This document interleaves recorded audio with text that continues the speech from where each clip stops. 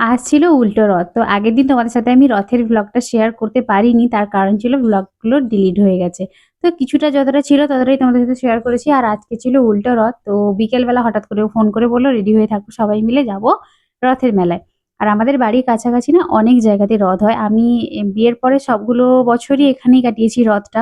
এই বছর শুধু রথটা ওখানে একটা দিন কাটালাম আর উল্টো রথটা এখানে। তো যাই হোক আমি অনেক জায়গাতে দেখেছি। আর আজকে যেখানে যাচ্ছি সেখানে মনে হয় ১ম বছর গিয়েছিলাম, আর যাওয়া হয়নি। তো যাই হোক চিনিকে নিয়ে তো ১ম বার এখানে। তো এই যে আমি, মা, বাবা, চিনি আর তোমার দাদাভাই সকলে মিলে চলে এসেছি মেলায়।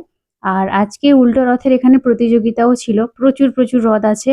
আমরা তো একদম তাড়াতাড়ি গেছি, মানে প্রায় ৬:৩০ টার দিকে বাড়ি থেকে বেরিয়েছি। এখানে প্রায় ৮ টার পর থেকে প্রতিযোগিতাটা শুরু হবে আরকি। তো আমরা যখন যাই অনেক রথ এসে গেছে। আর এটা ছিল এই মেলার মেইন রথ।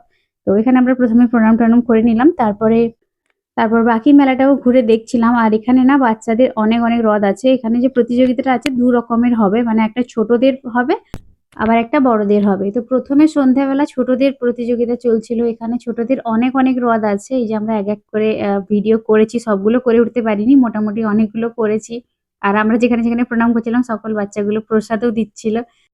আর বড়দের হ্রদ এখনো সেরকম ভাবে আসেনি। তো সেই কারণে আমরা মেলাটা ঘুরে, ঘুরে দেখছিলাম আর একটু টুকটাক খাওয়া-দাওয়াও করলাম। আর সেভাবে দোকানে, টোকানে এখনো ঢুকিনি। আর আমরা যখন আসছিলাম মেলাটা অনেকটাই ফাঁকা ছিল। পরপর দেখছি মেলায় ভিড়ও বাড়ছে। আর মা এখানে কয়েকটা কাঁচের গ্লাস নিচ্ছিল বড় দেখে।